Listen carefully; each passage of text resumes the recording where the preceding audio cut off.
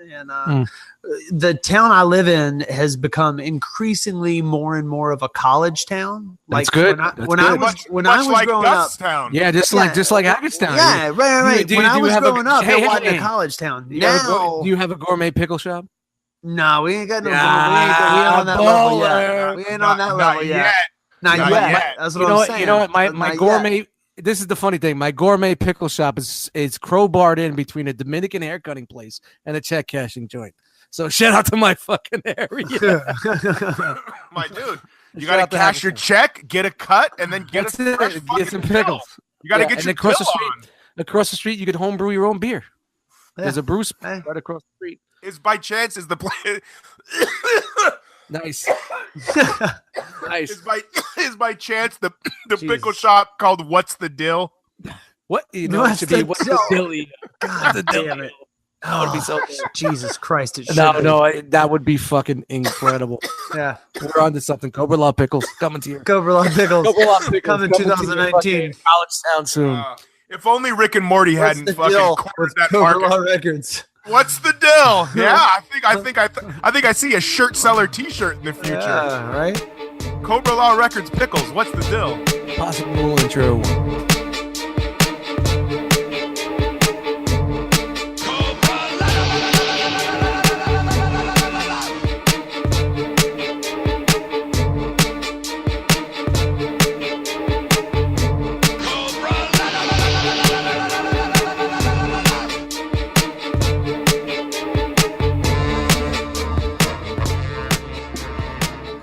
Hello and welcome to the Drome, the podcast by the guys that podcast like it might be their last podcast. Why? Because it just might be. How's it going, everybody? Episode 22.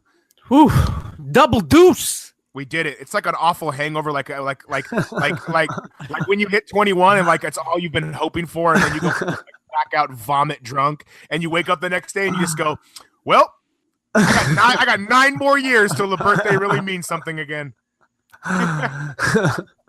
So this is what 21 is like. Yeah, this is what 21 feels like. This is what it feels like. This is the day after 20. This is the day after 21 feels like. Yeah. 21 feels a lot like 22. Yes. Yeah. And so does 28. 37, 48. Set up to 45. Shit. Yeah. That's fucking good. Bo Walker, the mayor of Macon. How are you, my friend? Fresh off of another sellout night of bingo, I'm assuming. Shit. I appreciate the assumption. But no, it was kind of a quiet night at bingo. It was a smaller crowd, a slow Monday. It's vacation week. And I tell everybody this, everybody that asks me about doing comedy bingo, whether it's somebody I'm really close to or somebody I don't know all that well, you know, anybody that brings it up, my first thing is always that it's on a Monday night, and that my opinion is that there's just very little predictability. What time does it start? It goes from 6 to 8. Okay, got it. That's 6 to 8 every Monday, and it's perfect. Happy hour time. That's right. It's happy hour time. You get out of work, you had a bad day, go to fucking bingo. Go to fucking bingo, man. Go. You'll pay for a beer. Maybe you'll win a beer. You get an extra beer. You know what I'm saying? Now, is there happy hour specials going on at the same time to bring? Yeah. There's a couple of specials. Yeah, there's a couple of specials going on. If I'm being honest, and I would hate it if they listened to this and got onto me, but I don't expect that to happen. And if they did, thank God. I appreciate. Why would you wrote your show? But at bingo night. I do it all the time, man. I do it all the time. I have pumped the brakes a little bit just because of you know what I'm saying. Yeah, you know. And ladies and gentlemen, that should be. And ladies, Jesus Christ. You know what? Let me tell you what I love, and I don't know if it's like us being awful or me being like an awful host, or it works, because we're 22 episodes in and we've known Bo has been doing like comedy bingo since like episode 1, and we're 22 weeks later, and we're still asking him random questions that we should have nailed in the original interview. Oh, like, no. It's basically hey, what time does it start? Is there happy hour specials? Is there 25-cent wings and dollar drafts? Or you just basically saying, "Is this a shit? As this shit?" Yeah, right. Oh man, hey. I like it. It's the legend of comedy bingo. I don't want to know too much. I don't want to know too much. Yeah, that's what I'm saying. It's a trickle down economics. Now maybe bingo-nomics. Can you get it maybe like pushed to like maybe like a Thursday night or a Friday night, a little closer to the weekend, and see if it like picks up a little bit? Unlikely. I think they got a lot of other things going on. Yeah. I think they've got other shit that goes on during and I think for me it was definitely an opportunity to kind of like give a local somebody a chance. Like, hey, we know you do stand-up comedy and stuff that's unusual. Would you want to kind of marry that with hosting a bingo night? They came to you with the idea. Yeah. Oh, dude, they totally came to me. Yeah. You know what, Bo? I thought it was your idea. You're fucking Nah, bro. Don't even talk to me anymore about bingo. Nah, I'm not that passionate about it. It's still a dope idea, man. I would definitely, if they did that locally. I mean, they do the dumb shit around here, like the fucking trivia. Yeah. Everybody's got trivia, and I can't tell you how many times people have asked me about my trivia because they, it's like they don't know. They're like, you do that thing. What is that? The trivia. You do the trivia thing, and I'm like, well, no. At the gourmet pickle shop, they do a fucking dunk your head into the fucking barrel and see how many pickles. They do that shit.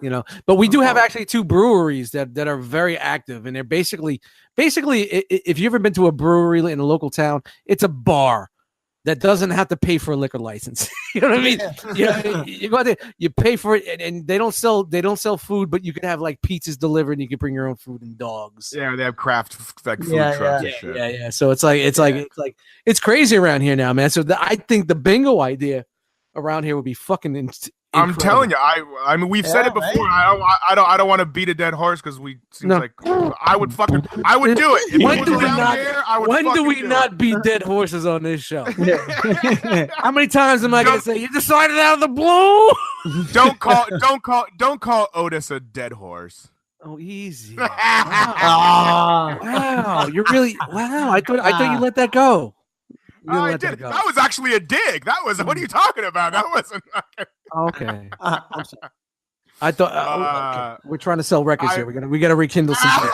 We're selling records here. I'm just kidding. I thought that was actually a dig on my part. That's why I said that.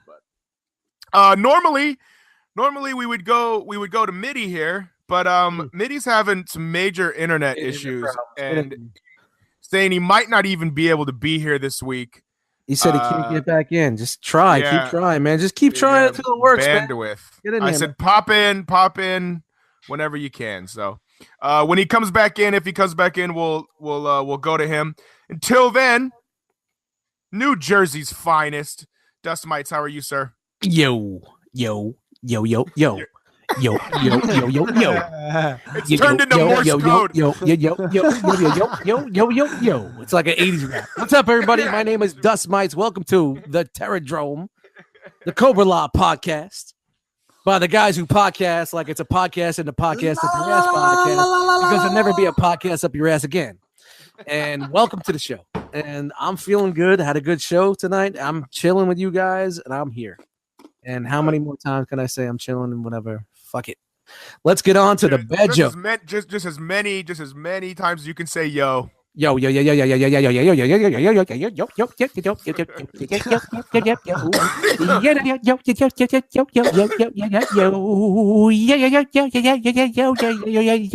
it is. That's heavy. Are you gonna write down? You're gonna write down the name of that part? I'm telling you, I'm not doing that. But somebody who might count it is actually gonna be here visiting me in 4 days. Who's that? Chris, my brother. He's coming into town for the weekend. How the fuck is he gonna be on the fucking show? Yeah. Well, you see, I was actually asked if he wanted to do a call in tonight, but he works late on Mondays. It's like the one day. But excuse. Call out. But this is what I was gonna say. Call out. I don't know what your guys' schedules are for either early Monday or late Sunday, or even maybe Saturday at some point. while he's here, we could try to pull off something. But I get it. It's last notice. Like, I'm down. You know what I mean? Like, I guess Yeah, Dust, I'm off all those days, Dust. So it kind of just let me know what your schedule is, because I know earlier times on the weekend. Yeah, exactly. That's what I'm saying. Just because, tell me. All right, tomorrow is my last day off for 10 days. Okay, I'm going to be working 10 days straight, right? Until NJCC. So for me to get that weekend, I have to work 10 days straight. So my weekend hours are Saturday. I'm closing. So which means happening. You're right. Okay. Sunday I'm there till 5. Which 5 is Eastern. 5 Eastern. So and then you work Monday. And I work Monday. I work Monday at 7 a.m. But if you want to do something, what's 5 Eastern on Sunday for you? 5. What's that? 5. It's 2. It's 2 o'clock. You know, so I could do anything between 5 and 9 to say. You know what I mean? Okay, right. Here's my only thing, which this might even actually be cool. On Sunday, I'm having a party at my house in the afternoon from 12 to 6 because it's also one of my really close friends' going away parties, moving to Georgia, and my cousin's in town. So, but we're having people come to the house like throughout the day. It might be cool and fun if my cousin broke away for a couple hours, or not for an hour, or just for an hour, and sat in here and did the show while there was people at the house, not in the room, obviously, because that would be too, but just to pop in and do it so that we could pull it off while he's here. You know what I mean? Yeah, man, definitely. It's only an hour or so. We could do. Right. Does that time work for you, Bo? Yeah, 2 o'clock on Sunday. Yeah, I can make that work. No, that's 2 o'clock your time. Oh yeah, no, my time. So 5 o'clock. I get out at 5. So give me okay, so 6. An hour to get home. So 6. Dude, 6. However long you want. I'm gonna be at my house all day Sunday because I'm having this party. So my mom's coming at some point. Like its kids are coming. Like it's not like a nighttime fucking Snoop Dogg music video party. We could just do it as like a special or something. We just make it work, you know? Yeah, exactly. I'm totally down for that. Hey, and you know what? Another thing is, like, I know we're like 20 episodes in, but we have to discuss our either our live video show or our video show. Because remember, where we're gonna watch movies. No, we're gonna. Yeah, we can't. Not on YouTube. Not on YouTube. We have to find another platform. But we're going to do this. Either we're going to release the video for our show, or we're going to do a live video, like a stream. Like okay. Yeah. So we have to decide when we're going to do that also. That sounds fun. We're there. I think we're there. We'll have 5 viewers, but we're there. Yeah, whatever. Yeah. What were you going to say, Bo? I was going to say, there was, for whatever reason, I was just thinking it might be cool, and y'all might immediately be like, "Oh no, that's not cool at all." Nope, not but good. If you know, I mean, here we are at 22 episodes. Yeah. You know, if maybe 24 we hit season 2. You know, if we kind of gave some sort of if we maybe grouped them. You know, hit 24. Restart the numbering. Yeah, restart the numbering. You know, just want more work for me, don't you? Oh God! I mean, I'm no, and that's why I say maybe this is a shitty idea. But for whatever reason, I was thinking like we're coming up on 24. Maybe 24 is season 1, and now we move into phase 2. That's actually a pretty fucking funny idea, Bo. If we did it like, for instance, let's say episode 25 would be season 2, episode 1, and the show is called Welcome to the Terror Drum still, but it's a different, like, I won't say hello, welcome to the Terror Drum. I'll make up a new thing. There might be a new thing, right? And, or a new thing, like for the, I don't know. That's worth discussing outside of the show, obviously, but for sure. We'll see. Okay. We'll see. Thanks for bringing it to the table live, you asshole. Fuck you and your fucking ideas. Yeah, look at here. People that are listening, they deserve to be a part of the process. Yeah, exactly.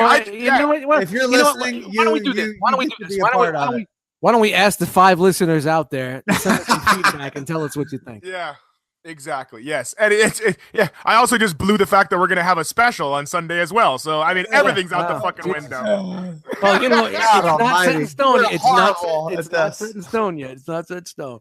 I know. All right, myself. Thanks for asking. Yeah, how's your? Hey Nate, how are you? What do you want me to say? Hello. Hey Nate.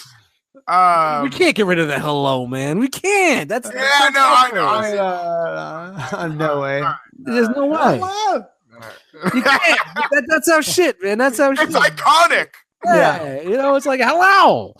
You know, I'm walking through the store at work today, and like somebody says, "Hi, how are you?" I'm like, "Hello, and welcome to the grocery store." Fair enough. I surprisingly enough, the last weekend for me wasn't that. I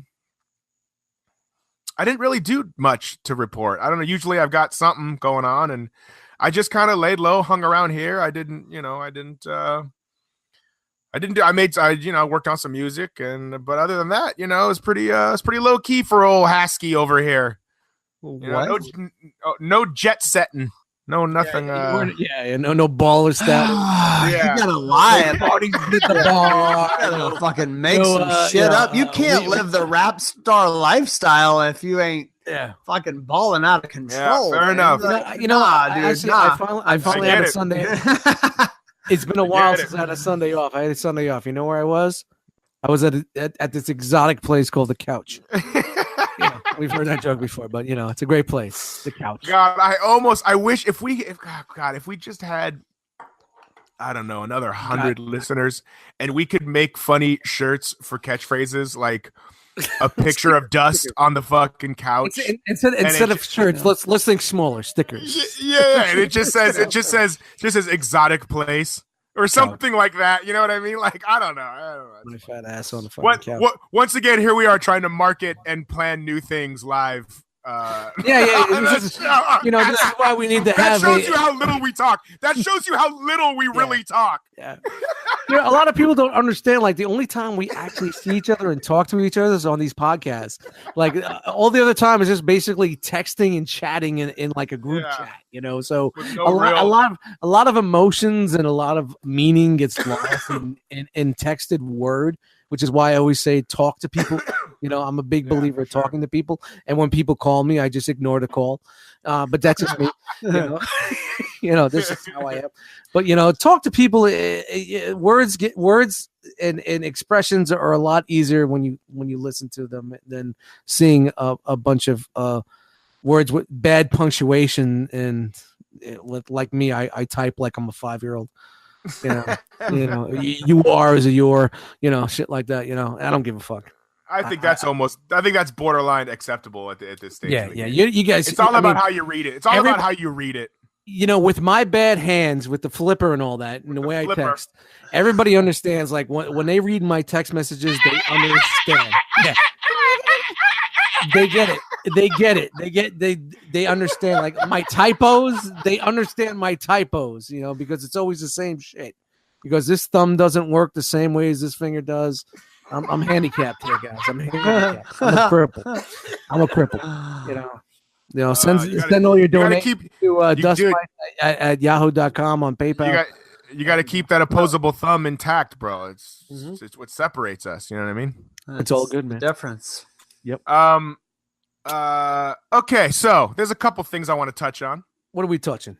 Whoa. Back easy, it up. Easy. Here it comes. It's coming Easy, Mr. Groper. That's a fucking Midi joke. We miss you, Midi. Midi, come back. You can blame it all on me. I was wrong, and I shouldn't talk shit to you. Boom, boom, boom. Midi, come back.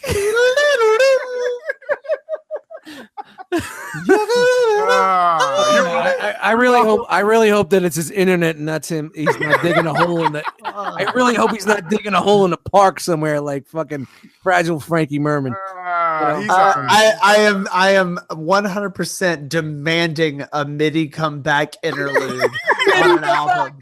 Midi comeback, bro. And he should do the. If I'm telling you, Midi, when you go back and listen to this, if you take the baby comeback thing, I think. What's it? It's by Player. Is Player the group? It's Player. It's Player. Player, yeah. Just make sure the sample's on time with the drums. Yeah, make the sample, put it together, and me and Bo will sing a Midi comeback. Oh, I will 100% for sure. It'll be my first singing R&B song. I'll do it, man. All I got to do is loop it up, and you guys are good, man. Yeah, I'll just loop it up. Somebody do it. I don't give a fuck who does it. Somebody do it. Midi, come back. You can blame it all on me. Oh yeah. Oh, it's happening. You know what the best thing about nowadays is, like, there's a lot of karaoke. Karaoke is big, and there's a lot of instrumental versions of all these songs. Now, pretty damn close to the original. So you could basically find an instrumental for something like that and just loop shit up now, if you just look the right way. So I like it. Be on the lookout for Midi come back. Midi come back. Oh my God, Midi suck it from the back. Oh, it writes itself. It writes itself. Oh my God. It writes itself. That's the remix. That's it writes itself. I'm telling you, Bo, you and I could nail a parody of this song. Dude, yes. Again, we're giving away our future. Too much. We've given away too much. We've given away too much, All right, that's it. Farewell. Farewell. I gotta get something to eat. Okay.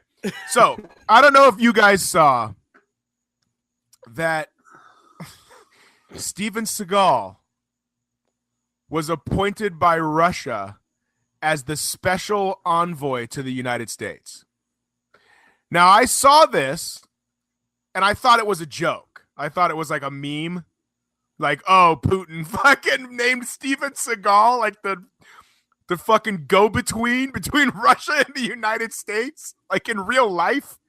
And yeah, I looked it up. And that's a real thing.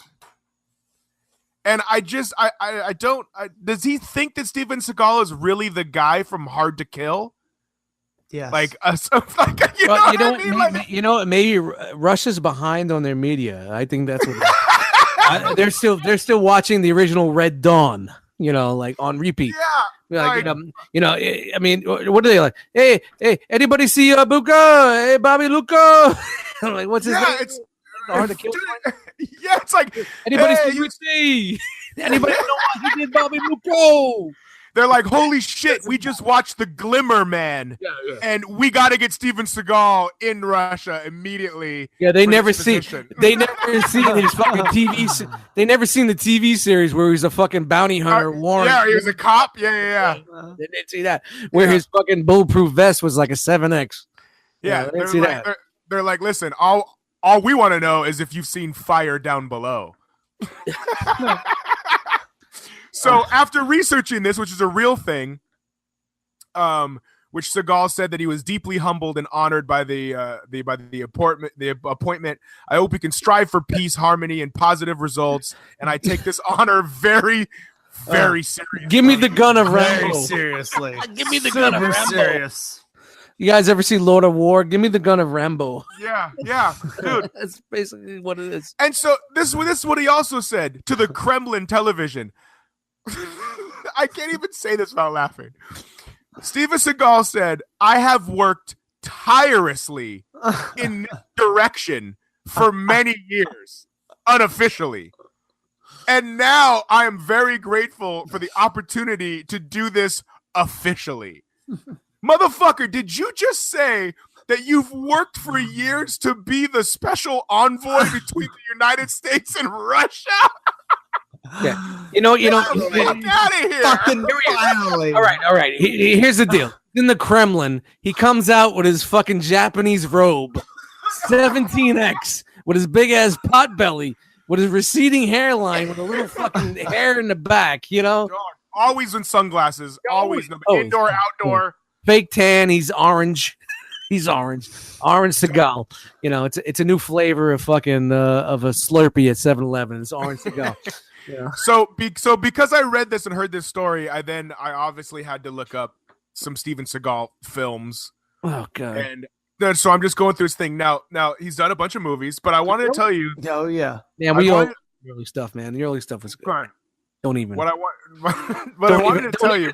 Hurt me on the early stuff. Which I don't think anybody notices. Okay. In 1990, Steven Seagal made a film called Hard to Kill. Yes. Okay. Okay, now hold on. Just go with me for a second. Mm-hmm. In 2003, he made a film called Out for a kill. Yes. Okay. Mhm. In 2009, he did a film called Driven to Kill. And in 2008, Oh he my did a God. film called Kill Switch. Oh, And to top it off, that's where it all ended. in 2016, which was 2 short years ago, he did a film called Contract to Kill. Common denominator, kill.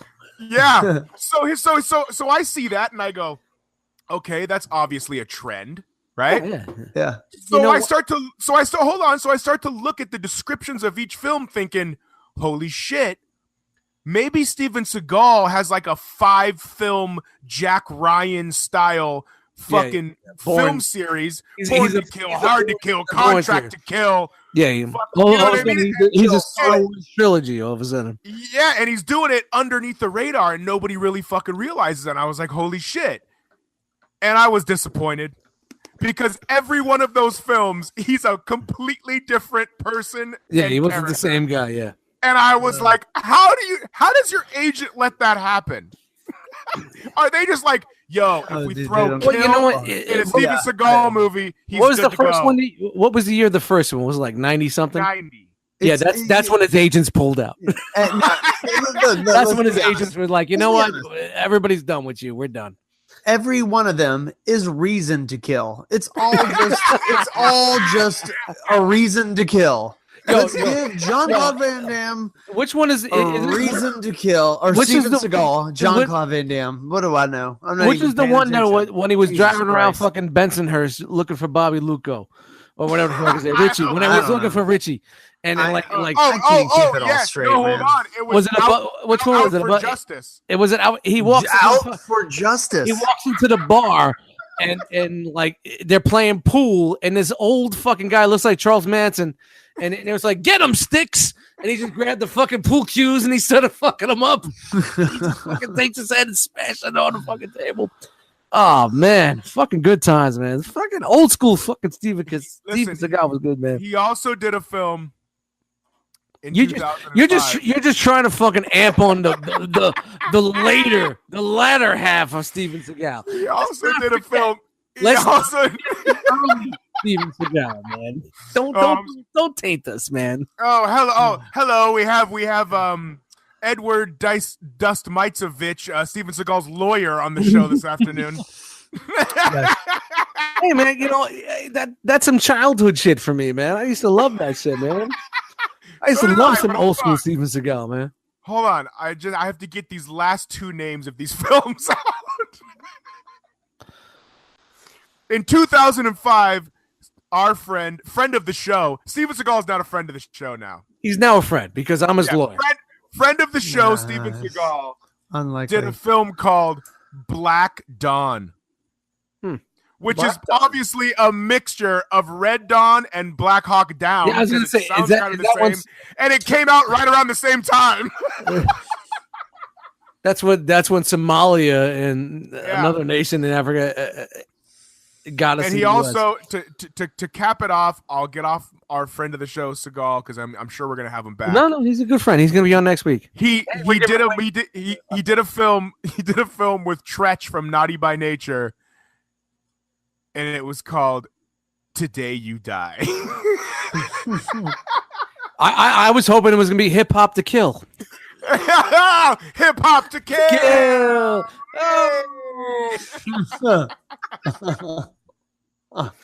You know how You know what KILL? Yeah, you know me. You know what All right, that was a stretch. That was a stretch. I'm sorry. You know how fucked up it is nowadays. I could probably send him an email and get him on this show next week. That's how fucked up. Not anymore. You can't. Now that he's the fucking Russian ambassador. Ambassador. Listen, Dust. If you could land Steven Seagal for the show, I'll send an email. You know, that'd be a pretty good. If we went from pumps, and that would be Vanderslice, to Frogman to fucking Steven Seagal, my dude. That's a fucking upgrade. You know, honestly, guys, that would have to be the live show. By the way, that would definitely have to be the live show. That's where we get the Patreon out, and we're like, all right, $5 to watch. You got to get it from $5 to watch. You know, put some money in the pocket. That's fucking funny. Okay, all right. So that was my Steven Seagal thing. Yo, man, Steven Seagal is a legend. You know, until I saw when he looked like me. Later. I'm like, he's not so much of a legend. Have y'all seen that footage of him like at the whatever that kind of like competition tournament thing is, where like people are running at him and he's just like grabbing their hand and like twisting their wrists just a little bit and flooring them, like almost like it's like almost like he's like pulling like a Jean Grey like mind. I thought you were going to tell me about, dude, and how people were running after him and he's sitting in a fucking chair. Lazy boy. No, dude. Get away from me. He's standing out in the middle of like some big matted competition type floor with big crowd around him, and it's like a big deal, whatever it is. And the dude does not know any karate at all. That's how fucked up it is, you know. He knows it's like hop keto or some shit. It was right? It was like a hot thing in the 80s. It's all like pressure points and shit. Yeah. You use your opponent's force against them, so you just kind of stand. It's like the fat guy karate, bro. Yeah, he doesn't know karate. All you got to do is just stand there, my dude. You just stand there, my dude, and then the guys come at you, and then you just move your hands a little bit, and you fucking start flipping dudes. Like, it's are not you down? Karate. It's like super high karate. He's got the high karate. It's not about karate. He's like high karate. That is definitely not Cobra Kai. Oh, definitely not Cobra Kai. No. Speaking of, he wasn't sweeping the leg. If you guys haven't watched Karate Kid 3 lately, I highly suggest it. For the simple fact that Terry Silver, and I know you guys saw, I posted a picture of him. Holy Christ, that's my new spirit animal, dude. that fucking guy was crushing it, dude. He's the total scumbag. Like, oh my God. 80s villainy in its best, you know. Oh my Christ, that is the most. He's the most underrated 80s movie villain of all time. I'm throwing it out there right now. Terry fucking Silver. I don't know what the actor's name is or what else he was in after that. He got some sort of supporting actor Academy Award. He was one of those that played the villain so good that he ruined his career with it. Like everyone from then on was like, "Oh, you're Terry Silver." I'm looking on Google right now. Google says Jerry Goldsmith. Jerry Goldsmith. That's his name, Jerry Goldsmith. No. I just made it. Terry Silver. Jerry Goldsmith. Jerry. I was gonna say, hold on, let me salvage this. Isn't Jerry Goldsmith a music composer that did the Planet of the Apes score? Yeah, there's a Goldsmith that did that. Yeah. Yes! Oh my God. I think there is. I got to double check. Damn, you guys. I'm drunkenly say yes. But yeah, Goldsmith, yeah. Hold on. Okay, Goldenstein. Vindicate me! Vindicate me! Anybody see Bobby Luco? You just started out of the blue to kill Bobby Luco? Yeah, Jerry Goldsmith. Did he do the Planet of the Apes score? Tell me. Jerry Goldsmith. Yes. Yeah, man. I sampled that quite a few times. Couple tracks that never came out and never will come out. I had a joint called Ghetto Gorillas, and I sampled Planet of the Apes music behind. And where's that beat? I sent it to Gore-Tex, and he just said no. Shout out to old school stuff. That was on the old school ASR 10 days. So, you know what? I might. It's definitely. It may be on one of those fucking joints I sent you, man. Those early, like, the early files. Man. I fucking love those. I still go through those every now and then. I love that shit. Yeah, it's on there. It's on there. I'll pop it out. Dope. Keep it moving, bro. Keep moving. We're keeping it moving. Where's Midi? Okay. I know. I'm bummed Midi's not here for a couple of these stories. Come on. Okay. All right. I have a couple things. I have something that I want to try. and I don't know if it's gonna come out. But Oh, then God, again, but then again, we're just throwing shit out on this show anyway.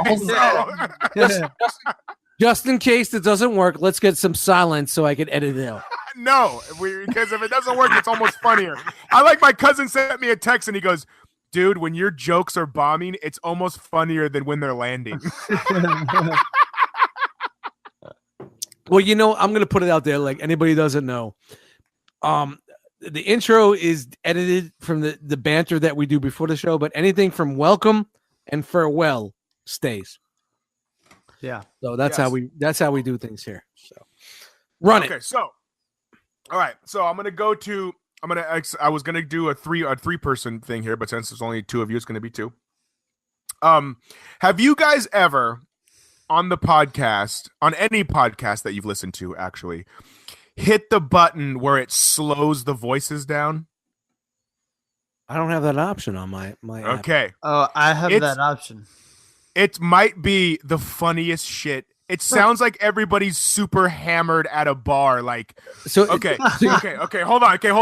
All right.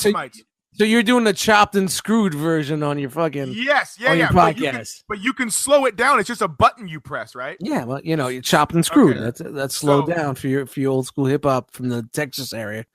Doesn't know. So Dust, I'm gonna do this now. Okay. Right. I need you to pick an episode number and a time. Just throw it out. Whatever. I don't know, man. Doesn't matter. No. Episode 4, 12 minutes, 32 seconds. Okay, episode 4, 12 minutes, 32 seconds. Just hold on. 12 minutes here.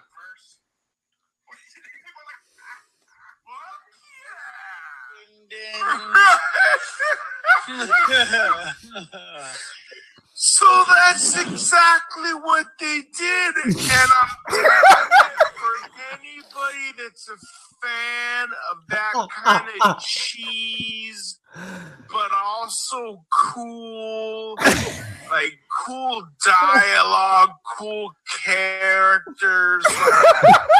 One episode, they're like the villain.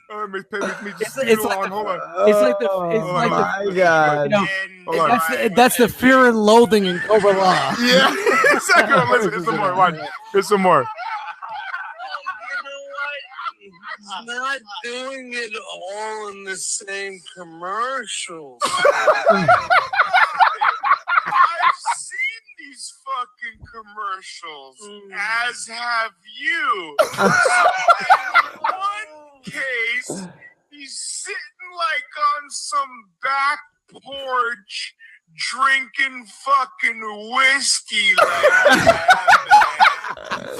Yo, that makes it so much better. Oh my god, dude, and when you catch Bo on a good one, he already has a drawl, and when you slow it down, it's oh my god.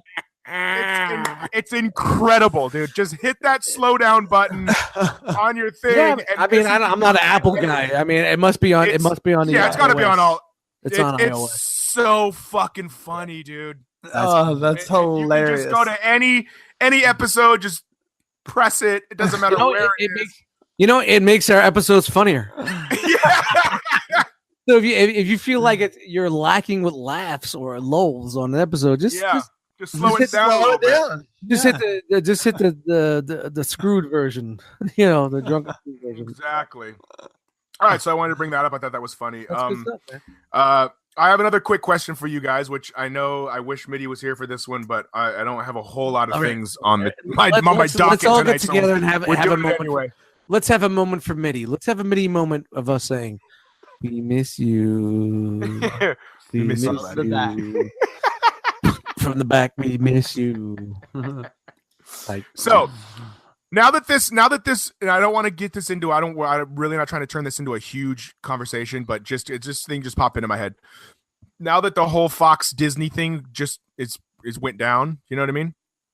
And so I have two questions. One, do you think Marvel is bummed that Fox did all these cash grabs on all these fantastic comic stories that they would have done better, like Days of Future Past, and they're doing Dark Phoenix now? Do you think Marvel's bummed because they wanted to do those stories the real way, like how they with those characters, you know what I mean? And now because they came out so recently when they do try to do them, they can't do them anytime soon because then it's going to get compared to what Fox had done, correct? Yeah, dude. But apparently, Dark Phoenix may be shelved and may never happen, and New Mutants may never happen. I was kind of interested in the way they were going to do New Mutants because apparently they were doing it like more like a horror film. Yeah, I thought was kind of cool. I wasn't. Well, listen, I know it's not. I was interested just to see how they. It wasn't going to be it's not my New Mutants. Not my hashtag. Not my. Yeah. But yeah, I get it, man. And like, apparently, like with the Dark Phoenix, it was like there's so many reshoots and everything's so going on, and now they have the buyout, and I don't think Disney's gonna say, you know what, I think we're just gonna let it go, and we're gonna wait and bring these characters into the MCU. Remember, we're on the new. On the dawn of a new age in MCU. Yeah. No, I understand. That stuff is going to be done. done. Why I asked. This is the perfect time for them to like say, you know what, the X-Men universe. 5 years from now, and this is how they do this shit. They're smart now. They fucking planning shit out. Like 4 or 5 years from now, that's when the X-Men's going to come in. That's when Fantastic Four is going to fucking, we'll tease them now. I mean, you got to think about it. Like Robert Downey Jr., Chris Evans, like they're all done. These guys, they're are tired, man. They're tired of this shit, dude. Their fucking contracts are done. They're done, man. Their first wave is done. Robert Downey Jr.'s tired of knocking down $50 million of fucking movies. I'd be exhausted. You know what? He wasn't tired of doing $50 million a year of fucking meth and coke. Crack. I'm not tired of that either. Yeah, shit. I mean, I gotta be honest, man. After like my third $50 million movie, I was over it. I am tired of it. I'm like, what am I doing this for anymore? I'm done. That's the same thing I say after episode 3 of this podcast. Why the fuck? I'm tired of doing it. The money's good. The money's great. I'll just keep coming in for the money. You decided out of the blue to come back to the money. Which leads me to my second question. Do you think, because for how long was Hugh Jackman Wolverine? 10 years, 12 years, something like that? A long time, man. I can't see anybody else replacing him. Right? I cannot. Well, there's going to be somebody. Obviously. I know. Obviously, there's going to be. So this is my question. Because Marvel knows that they have to recast him, and everybody loved Hugh Jackman so much as that character. Is the first thing they're going to do is just have him show up in the brown suit that everybody's been fucking begging for fucking 12 years? They won't. They're just going to be like, yo, we're going to give you Wolverine in the brown suit that Fox never gave you. Oh, God, I'd love it. I would be on board right out the gate. I mean, here, honestly. I mean, that's almost what they did with Spider-Man, right? The way that Marvel's going with them, I don't know if they would fit. I mean, they would have to fucking really set it up. But at some point, they're going to have him come in. And of course. I want him in the blue suit or the brown suit, or the blue suits, or the or the 90s Jim Lee outfits. I'm down with those. The tiger stripe, like the revamp from the original. Yeah. But honestly, man, I don't know, man. It's like I would love an MCU with the mutants and whatnot. I love the X-Men. Everybody knows my fucking favorite title is X-Men. Yeah, me too. But I just don't know how they're gonna fit into this now. I don't know how they're gonna work it in. And then I think if they try to like crowbar it in there, it might be fucking. It might not work. It might be too cheesy. I mean, you know what, guys? We're living in a great time man. We're living in such a great time that we can even have this conversation. Oh, yeah, hell yeah, man. You were absolutely fucking right, man. And that's what I tell everybody is as much as I don't like some of the shit that's going on with the MCU and some of the Netflix projects and whatnot. The fact that it's even available for you to watch and see whether you like it or not. When it was 89, this is what I wanted. I wanted this in 89. You motherfuckers weren't even born in 89. I wanted this shit, Like I was dwelling and understanding and feeling at 89. I'm 40 some odd years old, man. I'm a motherfucker, man. I wanted this back then. Yeah, I feel you.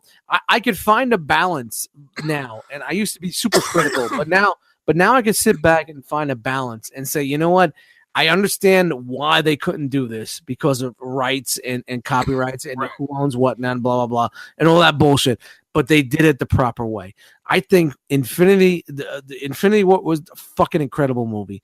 It's the fucking best Marvel movie ever fucking made. Thanos is the best fucking Marvel villain on the cinematic screen or cinematic universe made today. The best villain, period. I can't argue with that. Very emotional. Yeah. You felt for him. You wanted to be on his side. You wanted to. You were rooting for the villain. When you could root for the villain? Well, I mean, we were, but yeah, I definitely talked to a lot of people. I definitely talked to a lot of people that were like, yo, I wasn't really cool with the end. Like, what do you mean everybody died and the bad guy won? And I was like, yeah, that's what made it so incredible. And they were like, yeah, no, I didn't like it. And I'm like, what? Flashback to what if the villains won?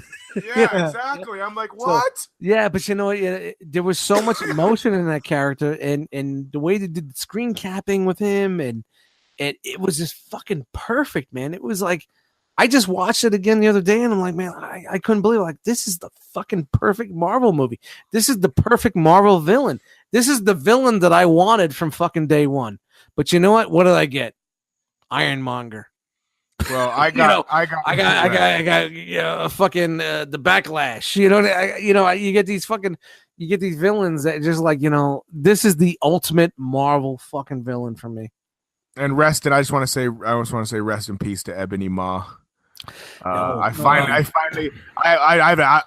felt like my kindred spirit had approached the Marvel universe. I didn't even know he existed. That crew was dope. I fucking love that guy, dude. Yeah. The children of Thanos, man, were fucking incredible. Since it came out digitally, I've watched it probably like 4 times. I haven't seen it since. I can watch that movie 5 times a week. My favorite part remains that first Ebony Maw confrontation with Tony and Doctor Strange and Peter Parker. Like that first encounter in New York when they butt heads so good. Maintains like my favorite part. That is so dope. Like that whole I hated Doctor Strange. I hated the movie. I didn't like Doctor Strange as a character. I mean, I enjoyed reading the comic back in the day, but I enjoyed this Doctor Strange in this movie. I think the Doctor Strange that I saw in this movie was fucking incredible. How he's going back and forth with Tony. No, dude, it's so good. Yeah, fucking dope. So now I need to go back and watch the original Doctor Strange and see if I could get those little fucking him sarcastic. I liked it. Yeah, dude. Yeah, it just seemed like they just did it to do it, and it was a way to explain one of the stones.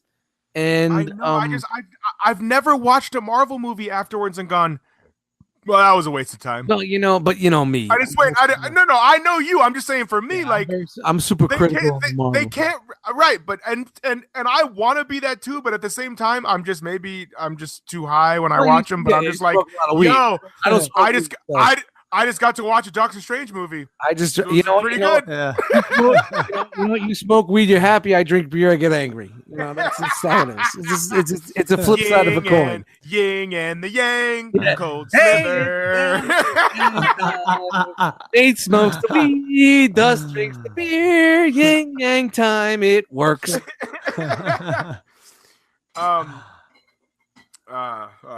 of that, I'm reaching for another one. Did anybody see the new Mission Impossible? No. Fair enough. I'm gonna take it as a no from Bo. No, absolutely not. I did. I watched it. Tom Cruise is back in there. About it? Hey, let me ask you this. All right, wait. Let me ask you this. How caught up were you on the Mission Impossible universe? Because I think okay, Zero.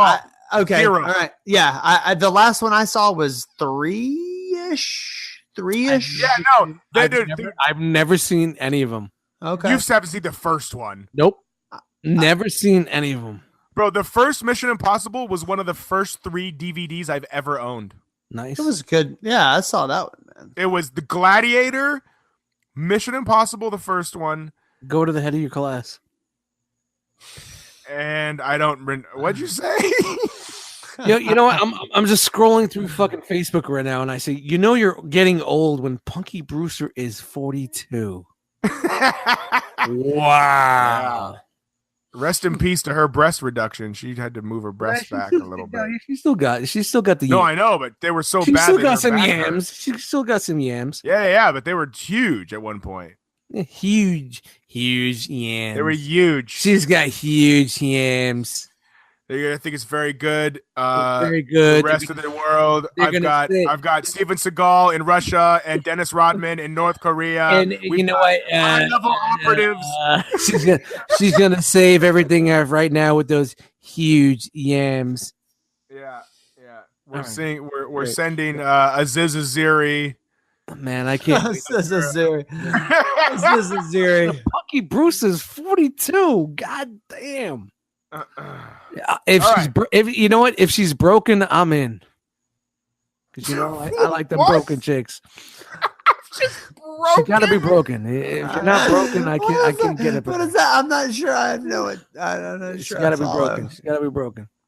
Broken? One baby daddy and broken. That's my limit right there. That's a Dust Mite's limit right there. I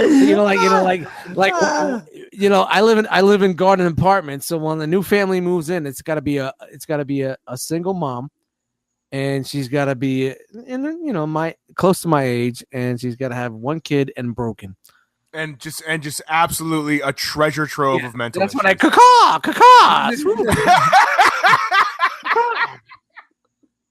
just swoop right in. Yeah. Hey, you need that light bulb fixed? I got you, bitch. Oh, Jesus Christ. Okay.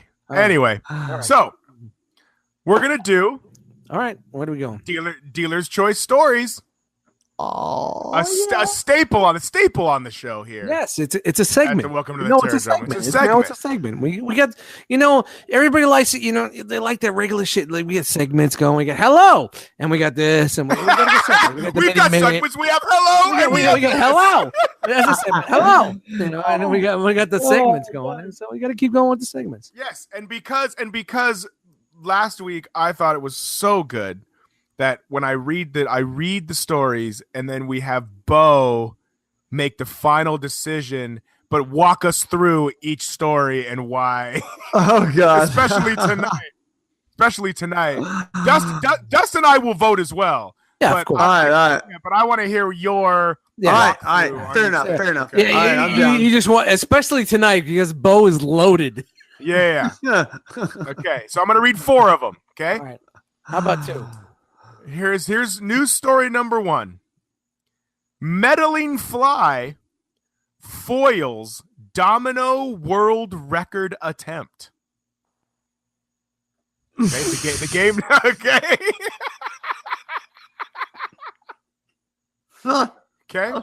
Okay. You ready? Story number 2. More than 100 escaped goats overrun an Idaho neighborhood. Okay. Story number 3. Keep shaking his head. He's like, world's largest cheese board assembled in Wisconsin. That's believable. If I'm putting together a cheese board, the world's largest. The place to do it. The Bears. Oh shit! I had another one. Man kept $1 million lottery ticket for 2 months before cashing in. That's a drug addict that didn't know he had it. Okay, all right. You never know. Okay, and here's the last one. He was waiting. He was waiting for the suspense moment.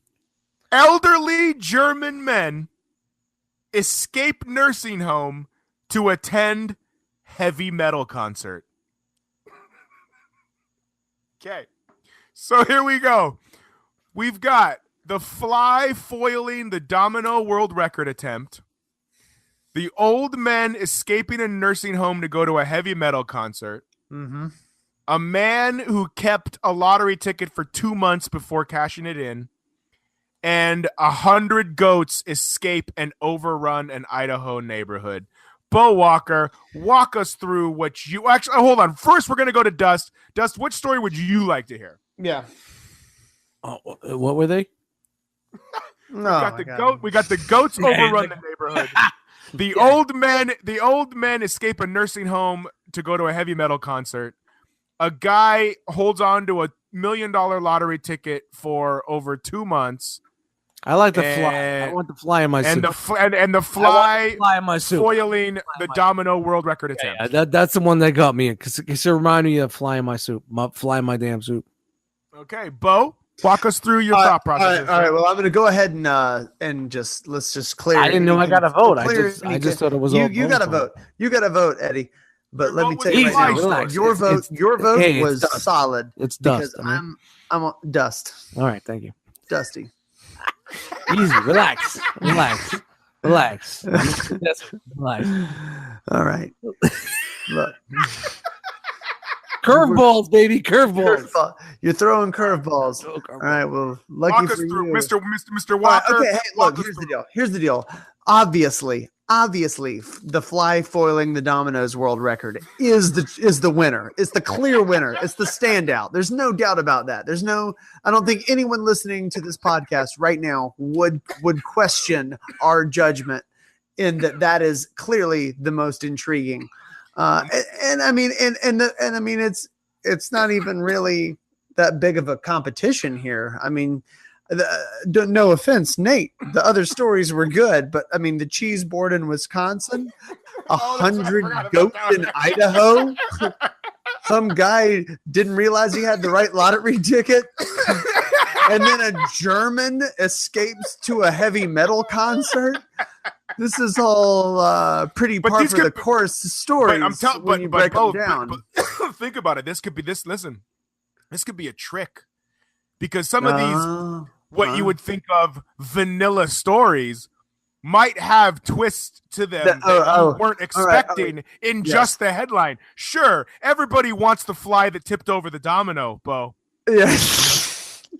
You don't know how far the elderly men traveled to get to that. God damn it! You're right. You don't know why that guy waited 2 months to cash $1 million lottery ticket. And I'm sure there's a very intriguing reason. I'm sure there is a reason. I'm sure for all these stories, there is something that makes them extraordinary, even though just at a face value, they seem very banal. I get that. Yeah. I get that.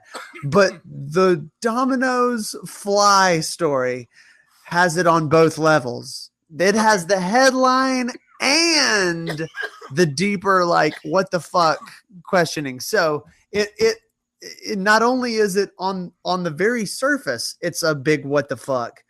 Even as I try to dig deeper into what that might mean, I'm still left with nothing but questions as to how that makes any sense. So let's find out. The fly story is in. Yeah. Gotta be. And like every week, we say we're going to do one story. We end up doing two. So I need you to choose one of the other stories that we will read after the fly story, since the fly story swept the panel. All right. Well, then I'm going to go with the German escapee to the metal concert. That's just got it. That's where I got to go. Okay, here we go. Yeah. A team of domino enthusiasts in Germany said that a Guinness record Domino. Das Domino. Set upon attempting a Guinness record attempt involving more than 600,000 domino tiles. 600,000 domino tiles. 1,000. Patrick Sinner, 21, who led a group of 20 people. Rewind. We're in Patrick Sinner. Yeah, Patrick Sinner's his name. That's a fucking Canon Films ass 80s flick name, villain name. Oh my God! Hold on. I missed. Holy shit! You missed a lot of information. A huge part of the story. These are mini dominoes. Miniature dominoes. Miniature dominoes. Midi dominoes or mini? They're itty miniature dominoes that are the size of a fingernail, and they set up 600,000 of them. Jesus Christ. It took 2 weeks for the team of 20 to set up 600,000 mini dominoes. God damn. And before they were finished, oh my fuck, before they were finished, a fly got into the thing and landed on one and set off a 600,000 domino chain reaction prematurely. All of a sudden, their big idea turned into a Pink Panther cartoon. Oh my God, that's awful.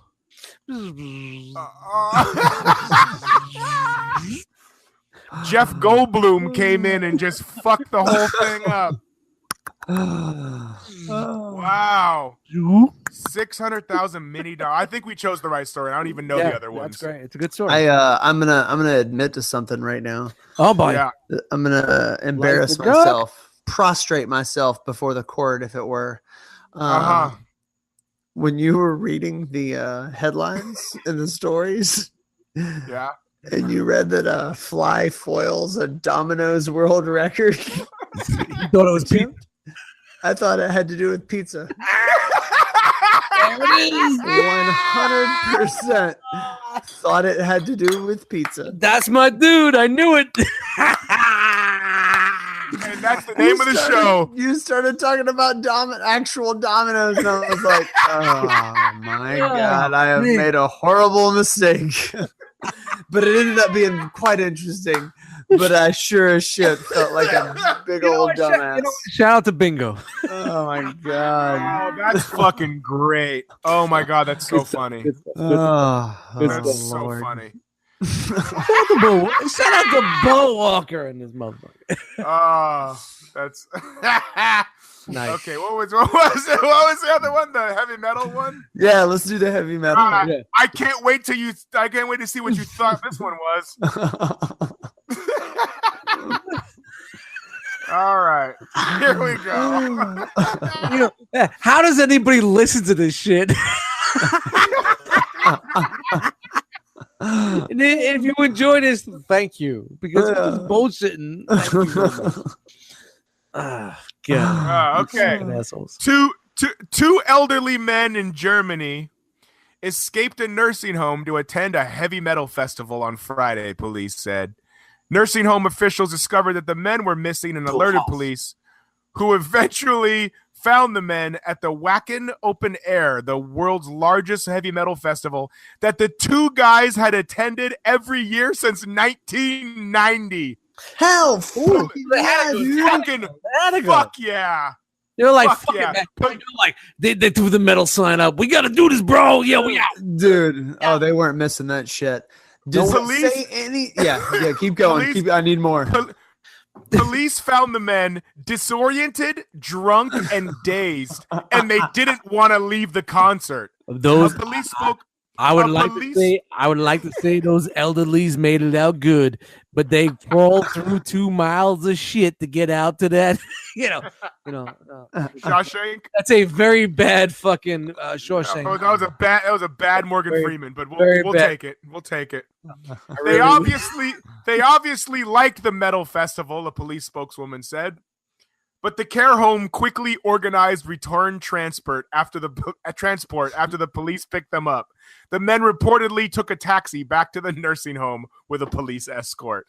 How fucking awesome is that these dudes have attended this fucking show since 1990 and somehow ended up in the same retirement home together. Yeah. And fucking planned an old man escape to get to it. They bought tickets. Oh my fuck. This is an amazing. I would watch a movie. I would watch a movie about this. You know what bothers me? 100% for sure. 2018, they went to a show in the 90s, and they're in a retirement zone.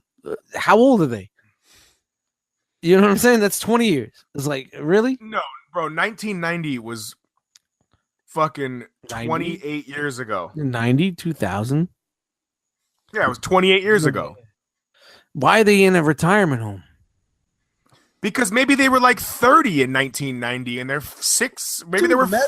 Metal's been around for a while. I mean, metal's been growing since like the. I don't get it. Yeah, I mean, like, you know, 75,000 people attended this festival. It's not like I'm thinking like it's like Cocoon goes to the fucking metal concert. You know, they might be, dude. I mean, Cocoon, like, diabetes. You got diabetes going to the fucking metal concert. Maybe they did for them, Berlin. Maybe they didn't get. Maybe they were into metal, but this concert didn't start until 1990. I don't fucking know. Right. I'm sure they've been into metal longer than the concert has been going on. You know what I'm saying? Maybe they're loosely throwing around the term nursing. Get them on the horn. Nate, get them on the horn right now. Nate, get him on the horn right now. All right, after we get Steven Seagal, we're gonna get those two old dudes. Yeah, I want to know how they busted out. I think it would be. I think it would be easier for us to get Steven Seagal than those guys on the show. Oh, I don't know. That's a close one. I don't know, Steven Seagal. It might be easier. We just throw him a little PayPal, fundage. It's all good. I'll call him John Van Damme. That'll make. Bo Walker, do you have anything in your basket this evening? The only thing I have, what was my Southern second? I got a Southern second. I did want to tell you guys about something that happened to me this weekend, and it'll obviously take longer than a single second. Which is quite all right. Which is quite all right. That's par for the course. You guys know the drill. So this weekend, my wife and I had a date night, and we went out to dinner at a really lovely restaurant, had a good dinner. Then we went out to a local venue that's right around the corner from where we live. We go there a good bit of the time when we get a night out. But so we went there this particular night, and there was a bluegrass band playing. I am not typically like a huge fan of bluegrass. Yeah. Like bluegrass is not something that I'm just like, oh, hell yeah. But that was they were, it was a close venue. We like the venue. We have friends that work there, and a lot of our friends here locally hang out there. So we went, and there was a bluegrass band playing, and the banjo player was killing it. But what really set it off, and this was probably the most bluegrass thing I've ever seen in my life, and B, it's so apropos of like a bluegrass band in the Southeast. They at one point pulled a Boston Terrier up on stage with them that howled into a microphone to the tune of the song they were playing. They literally had a dog in the band that was like, it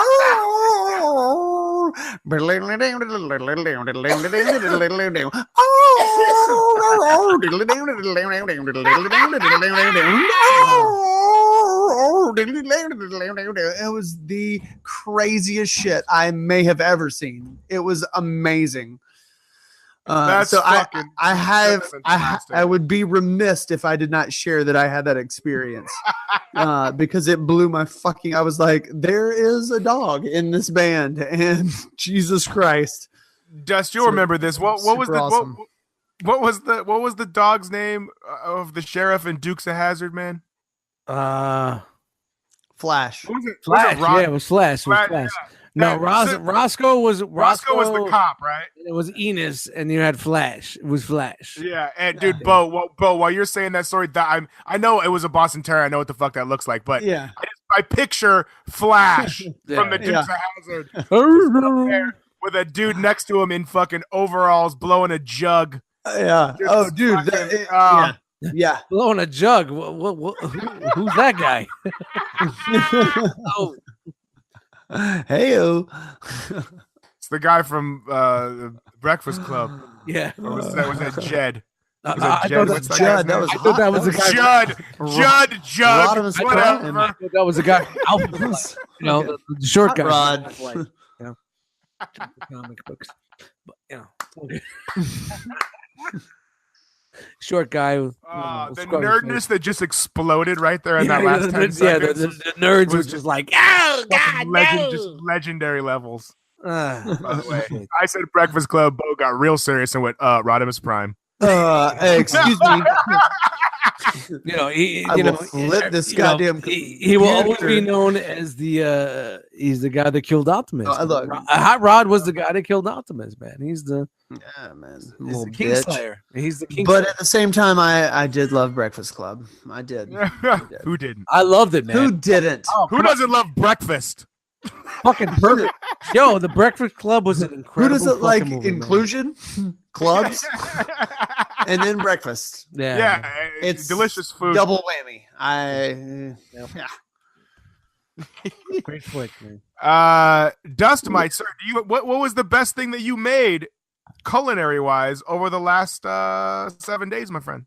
I don't know, man. It's just not much, but no, nothing much, man. It's just been real simple, man. Working a lot. I did make a couple of shell steaks in the pan tonight, so Shell steaks. What is yeah, that? man, a shell steak, For man. people that don't know, I mean, listen, come on, It's go a with me cut, here. man. It's shell steak is a cut, man. It's kind of like off the T-bone, man. Like it's a good cut. Are you seasoning it? Are you course, doing some sort of rub? I'm a simple rub. No, I'm a simple man. Salt and pepper, little butter in the pan, throw it in the frying pan, man. Just there you go. Sizzle it, get that shit fucking golden brown. All good.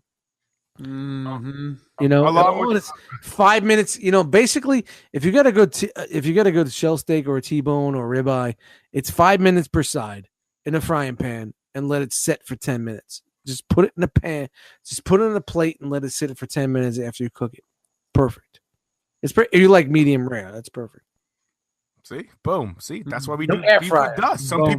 people want to know that. You know, a And lot also- of people, you know, the problem is people cook it and they think, oh man, this is like how I like it. And they take it and they put it on their plate and they prepare everything around it, but they don't understand that it's still cooking after you took it off. So you have to take it. Right. You have to premature. You know, premature. I'm trying to think of a fucking cool word. Premature Culination. Premature culination. No, a premature estaculate. You got to premature estaculate. Take it off 10 minutes prior before you think it was done, and just let it sit in the pan, let it cook, and it's perfect. Perfect. In my conglomerate of new food restaurant stores like my pickle store called What's the Dill. What's the deal? I'm also gonna have a store that just sells steak rubs called Herein Lies the Rub. No, Okay. nobody, no. Okay. That was a fucking literary. Listen, herein lies the rub. That's like a. You know what? Yeah. I would like to. Look, it's a hilarious pun, but it's All just impractical. A whole store for rubs? In Dust Mites fashion. Where are you opening this store? In Dust Mites fashion, I would like to open up a store with that saying called "Rub One Out." I've already got competition. Rub one out. Where do you get your steak rubs? You know, Herein lies the rub, you or stay rub in one LA. out. I like the idea Do a of rub store called Rub- pig rubs. It's gonna be, you know, not even. I'm gonna turn it up a notch. Rubbing one out. Rubbing one out is gonna be the name of the store. That's it. Rubbing one out. Hashtag rubbing one I'm out. gonna start a wholesome business called Christopher Rubbins. 100-acre steak rubs. 100-acre wood. I'm telling you right now, your biggest seller is going to be the Christopher Rubbins honey glaze. Oh, that's it. That's fucking it. Yo, I'm just thinking of potential of fucking a steak rub store called Rubbing Maybe we should start a steak rub. Cobra-LA Records. in a college town. Nerd rap In a college and- town. You know, when I'm done here, I'm looking into a personal loan and starting a store. Rubbing one out. Rubbing it out or rubbing one out. I don't know. How about this? What's better? How What's about better? this? All right. Fuck you. I've got another one. What's better? Rubbing one out. Rubber. Rubbing it. What's better for you guys? Rubbing one out or rubbing it out? What I like rubbing one out. rubbing one out. Yeah. Yeah. Rubbing it out. Rubbing it out or rubbing one out. Rubbing one out. Rubbing one out. All right. Yours is across the street and it's called rubbing one out. What do you got? Mine is Fucking herein lies copycat. the rub. Fuck you! I started this fucking. Copycat. I'm thinking of franchising one off the bone. It's called Rubber Rub Rub Steak for the Grub. Steaks for the grub. We could battle like the 7 fucking Dominican haircutting places that are on the same fucking block. Oh my god! So that's how we do it here in Racket Sound. Yo. Is there anything you'd like to plug, my friend? Just myself, man. Shout out to everybody that's listening to us. Thank you very much. We appreciate it. We love you.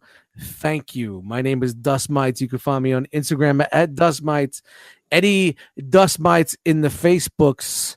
If you're on the Facebooks, we do have a Facebook like page, Cobra-LA Records, and we do promote some of the podcast action that goes on there. So maybe you could hit that like button there and get us a little bit more action there. And don't forget, we do have some YouTube videos out there. So the Cobra-LA podcast, if you're not listening to us on audio format in your iTunes or your podcasts or whatever Nate talked about earlier, you can listen to us via video on YouTube. It's not a live show, but we do post the audio up there behind the Cobra-LA logo. So that's on a Cobra-LA Records YouTube channel. So, whatever you're doing, how you're doing it, and if you're enjoying it, thank you. That's all I have to say. And we're going to continue bringing it to you. So, we're not going anywhere. So, fuck you. Fucking follow that, Bo. Yeah. How are you going to follow that, man? Why was that good? Yeah. Did Dust Mites do something good? Yeah, I'm gonna pay a little homage to my man Midi and ditto that. Hey, real quick, and just agree to agree. Real quick before I do mine, I want to say you should really check out Bo's writing. His short story columns are really funny. They're really well written. Where can we find them? 11th Hour, right? Yeah. If you 11th search for 11th Hour, I think it's 11thhour.com or 11thhouronline.com. But if you search Bo Walker 11th Hour, you can easily find like a cache of all the columns I've written. It's really witty. It's really funny. I defy you to read one of Bo's stories and not have a smirk or a smile on your face. Yeah. I can't wait for your fucking Netflix. It's really good. Special. They're not super long. They're just right. They get to the point. It's funny. Check out my man's in them. When are we gonna, Thank you, dude. Thank you. When are we gonna get the Bo fucking Netflix special? That's what that's what I'm pushing for. I know, right? Bo, listen, Bo's obviously the standout star of this fucking show. There's no He's got a lot more going on than we do, man. What does Dust Mites do? I put something that goes over something that goes That's such bullshit. What does Bo do? Oh man, they're just like we're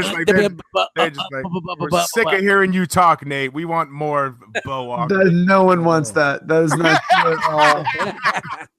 Yo, man, I would really. My name is. Hold on, I would really love to fucking see a fucking Bo Walker fucking bingo session, man. I definitely gonna be. So would I. I'm telling you right now, if I go visit Bo in Macon, which I'm planning on doing, I'm gonna purposely plan some shit around a Monday night, and I'm gonna go and fucking broadcast the shit out. It's gonna be fucking fantastic. Hell yeah, dude! You're fantastic. You're welcome. I'm just not sleeping in that yellow chair in the back because that looks majorly uncomfortable. No, I've got no. Hey, don't worry. He's got. Don't you worry. The back. Don't you worry, your pretty little head. Yo, he's got some chairs like Beetlejuice. Like, I do. Yeah. Like you're looking in the attic of Beetlejuice. Those chairs will be up in the attic. Like, super uncomfortable Tim Burton chairs. They are that. They are. Yes. They're definitely uncomfortable Tim Burton chairs. I'm not sleeping. 6 foot, 7 foot, 8 foot. Punch. Damn. I'm nowhere near those chairs. My name is Nathan Has Skill. You can find me on all the social media things. Nathan Has Skill. Nathan. The only way to spell Nathan. If you've never met somebody that spells it with an en, they're a fucking reptilian shapeshifter. HASKILL, Nathan S. Skills. Cobra-LA Records. I am blessed. I don't even use that fucking phrase that often, but I am blessed to be affiliated with these fine gentlemen, Dust Mites, Bull Walker, and Midichlorian. Midi, are you okay? Are you okay, Midi? Midi, are you okay? Are you okay, Midi? Midi, come back. Midi. We miss you. You've been touched by some bad internet. With that said, farewell from the Terradrome. Yeah. The first one that we've had to do with 3 people. Yeah. Yeah, it's all good. But you know what? Fuck you. Fuck Midi. Fuck Bo. Fuck Nate. Fuck you. Fuck the listeners. Fuck this guy. Fuck Pumps. Fuck this. Fuck them all. I gotta go get something to eat. Yeah. Yeah. Finally, Word. we're bringing it back to the outro. You should know when we get in there and we get into our thing. Sometimes, Good shit, guys. I love you, boys. I really am gonna go get something to eat. I love you. Yeah, man. Catch up later. All good, man. Yeah. All right. Later, guys. Fuck you. See that finger? It's a good finger.